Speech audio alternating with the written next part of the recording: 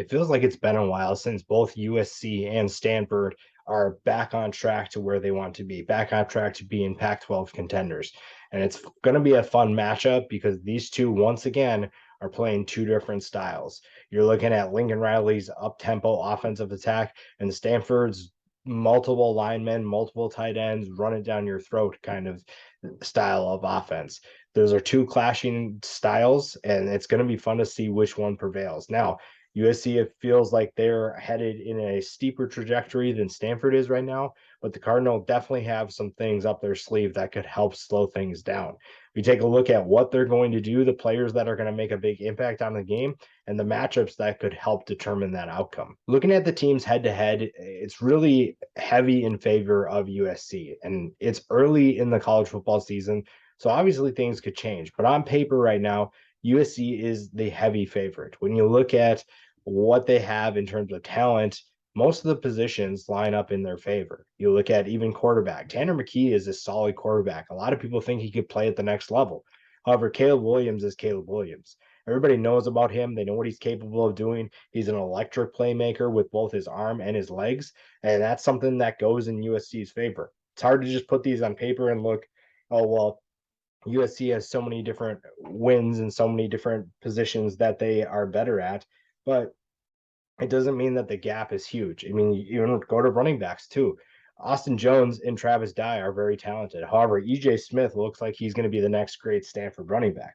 So there are things that really stand out in terms of the gap between those two schools, maybe not being as big as you think. So even though most of these go in favor of USC, it's not necessarily an indication of a game being a blowout. Now there are things that can make it a blowout for USC, but Stanford has a lot of talent. They have things that can go their way. And if they're on the trajectory that I think they're on, this game could be an upset if USC isn't careful. Now, the names to know for USC are pretty obvious, or at least they should be. When you're looking at Caleb Williams, everybody knows about him. Comes in from Oklahoma with Lincoln Riley and really showcased what he could do last week. We all knew that he was an explosive playmaker, and now he has a chance in a big game to prove that he can continue doing that. We first got to see him against Texas last year, and his performance was one that we talked about and still talk about to this day. This is another chance for him to prove what he can do. This is going to be a defense that's going to give him some troubles. They're going to show a different look and maybe give him some things to think about. And how he adapts and adjusts to those is going to be a huge determining factor in how this game shapes out. Now, the next one is going to be Jordan Addison. The Blendikoff winner is one of the best wide receivers, if not the best wide receiver in college football from last year. And he's working in a crowded wide receiver room. There's a lot of options. And we'll talk about this in a little bit, but sometimes when you have this much talent coming in, chemistry isn't always on point right away. Now, they did put up 60 plus points against Rice last week, but it's Rice. So let's just take that with a grain of salt. Jordan Addison gets to prove why he's one of the best wide receivers in college football. He gets to show that he can be a problem for anybody that faces him. And it's going to be fun to see what he can do against a secondary in Stanford that is extremely talented. Now, flipping over to the other side of the defense, Shane Lee, the Alabama transfer, I think is in for an interesting matchup this week. You look at what he hit a pick six last week. He showed that he can be a dynamic playmaker on defense. He gets to be a starter once again. I think he's kind of relishing that opportunity. You've seen what he can do. He can hit hard. He can fill the gap and make run stops. He can also drop back in coverage. And that's something that he's going to need to do on a consistent basis. Stanford is going to love running the football, and they like to put tight ends in matchups with these linebackers. So how he handles that, really his responsibility this week, is going to determine a lot for USC. Stanford has some talented players too. Tanner McKee, we just talked about him. He's a big body quarterback that can be at the next level. He can compete at the next level. I think a lot of people are pinning him as a potential, maybe even first round pick. You look at what he's capable of doing. Got that big arm. He's going to get a lot of play action, a lot of pro style offensive looks, and you're going to see what he can do against a good team. This is a Stanford team that has struggled the last couple of years, and now they appear to be back on track. But how Tanner McKee plays a big role in this. We talked about EJ Smith before. The son of Emmitt Smith already got off to a good start, 118 yards rushing last week. I think that he is the next star for Stanford, someone that's going to be a great running back, someone that's going to be a downhill runner, and he's going to make life very difficult for anybody that he faces. This is a USC team that has a lot to prove. They have a ton of talent, and if they're able to slow him down, that obviously switches things in their favor. But EJ Smith is going to make life difficult. He's going to make a lot of big runs, I think. I think he's going to, even on the tough runs, he's going to make them really want it, because if you don't bring it every single play, he's either going to run through you or run past you. And another one, I hate to just put everybody on offense, but I think people are underestimating what Benjamin Juszczyk can do.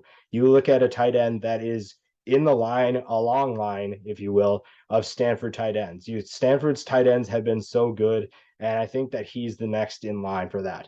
He provides a lot of matchup challenges because it's that cliche of he's too fast for linebackers and he's too big for defensive backs. I think that's something that Stanford can utilize. This is something, if Stanford is dictating the pace, which we'll talk about in a second, and they're allowing guys like Juszczyk to catch the ball. I mean, they have other pass catchers that are phenomenal too. There's so many guys that, Bryson Tremaine is a guy who can really stand out too, but there are a lot of players that can make life difficult for these USC defenders. And if they're able to capitalize on that, then life is going to be very easy for Tanner McKee. This offensive line shouldn't have to protect for super long, and they're going to be able to gash the Trojans defense if they're able to be efficient throwing the football. The matchup to watch first, it has to be Stanford's defensive backs against USC's wide receivers. Whether that's Taj Washington, Jordan Addison, Mario Williams, you name it, USC has some studs catching the football. However, on the other side, you look at Kyle Blue Kelly, you have Kendall Williamson, Pat Fields. There's options for Stanford to cover these guys. Now, this is arguably the toughest matchup that they're going to face in terms of wide receivers. And that's something that they need to step up big time, because if USC is just gashing them left and right, throwing the football, it's going to be a long night for Stanford. However, if they're slowing things down, or if they're making Caleb Williams think twice or make difficult throws or bad throws, it's going to swing momentum back in Stanford's favor. It's going to be a tough matchup, like I said, but it's really something that if you look at the talent that they have on both sides of the ball, there's talent on USC side, but there's also talent, NFL talent, if you will, on Stanford's side as well. So that's going to be a huge matchup. I think that's something that a lot of people are going to be paying attention to because of the talent on both sides of the ball, and draft stock implications are in play here too. We talked about Benjamin Juszczyk before. I think him going against Shane Lee, we know that Shane Lee can drop back in coverage. I mean, he had a pick 6 last week, so you know that they're going to use him in coverage.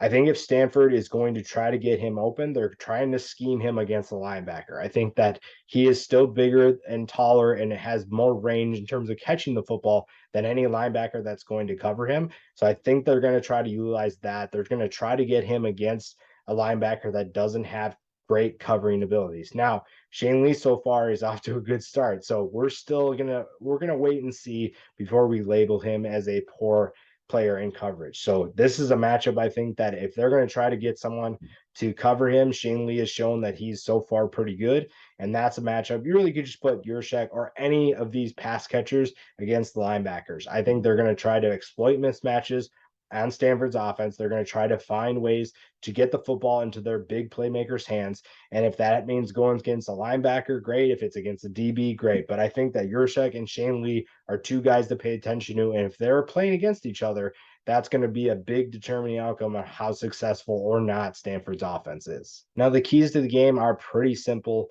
for Stanford and USC. For USC, it's speed up the game. You are an offense that wants to go as fast as possible. You want to get your guys in space, and you want to be able to exploit maybe advantages that you have in terms of speed and athleticism. Caleb Williams is an explosive playmaker, like we talked about. He is someone that can really change the game. His legs can be a game changer. He's a touchdown waiting to happen when he runs the football. His arm is also capable of making big throws. He has the talent at wide receiver to be able to move the ball down the field. The talent there can exploit any weaknesses that Stanford might have. And if they're able to speed up that game and play at the pace that they want to, this is going to go in their favor pretty quickly. Next, you have to limit the turnovers. One thing that's going to kill the speed of the game is if you give the ball back to Stanford's defense. I think that this is something that they're going to be pretty good at. However, if they're making mistakes because they can't exploit matchups that they want, or they're just being careless with the football, then Stanford is going to dictate the pace. Stanford is going to make it very difficult for them. And if you have to be efficient, I think with the number of new players playing with each other, efficiency is not going to be at its highest level. It's also week 2, so efficiency is not going to be the best that it can be. So if you're able to limit those turnovers, you're going to be able to keep the game going as fast as you want. That bodes well for you. The last one, you have to play discipline on defense. Yes, you're playing an offense that is pretty vanilla compared to yours. However, there are many different things that Stanford can do to confuse defenses. Extra offensive linemen, putting heavy sets to one side. If it's off balance, those are the kind of things that this defense has to be aware of. If they're not communicating well, if they're not filling the gaps, if they're not playing with good technique, Stanford's going to run all over them. They're going to be able to run all over them, which sets up play action. It's going to get the wide receivers and the tight ends open. And that's something that doesn't bode well for USC. So you have to be disciplined. That's going to also help the pace of the game. And you cannot let Stanford gash you or out scheme you. For Stanford, it seems kind of obvious, but slow down the pace. You do not want to get in track meet with USC just because one, they're going to win that every single time, but two, that's not how you play the game. That's not how they want to play. Now, I'm not saying that they're going to go super slow, but they do not want to get into this track meet with USC. That's just a team that they just simply do not want to do it with. Slowing down the pace, running the football, be efficient, that kind of stuff. Contain Caleb Williams is going to be the next one. Caleb Williams is a phenomenal playmaker, a phenomenal athlete. If he is running free and gashing you left and right, it's going to be a long night. Doesn't matter how efficient you are with your offense. If you can't contain Caleb Williams, if you can't contain the speed and athleticism of this offense, you are not going to be very successful. It's just pretty simple at that point. This is a team with a ton of talent, a ton that they like to do in terms of speeding the game up to get their guys in space. And if they're not able to slow down what Caleb Williams is doing, it's going to be a long night. And then we kind of been touching on this so far. Be efficient. Be efficient with the ball, because if you are slowing down the pace, you have to be efficient with the football. You have to be efficient with your drives.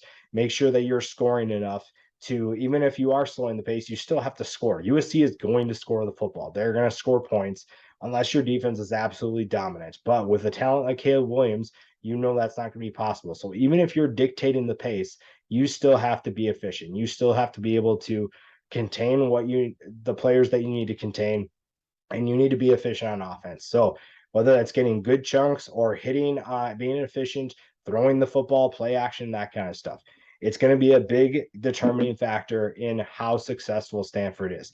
This is a game that many believe USC should win. I think a lot of people think USC should win by multiple scores. However, there are things Stanford can do, like I said before, that make this game interesting, that make this game a little bit more tightly contested, and something that I'm interested in watching, something that I think that could be a big factor in how this Pac-12 shapes out, because I think a lot of people are just assuming that USC is going to be the odds-on favorite, but there are teams like the Stanfords that could surprise, and this is a big game that will just determine a lot and show us kind of where both programs are going in 2022.